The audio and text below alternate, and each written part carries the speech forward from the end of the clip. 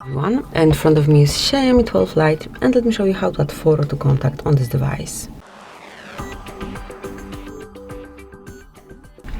So at first you have to open your phone gallery, then click on the contact that you wish to add this profile picture to, click on edit icon then, and then select add photo.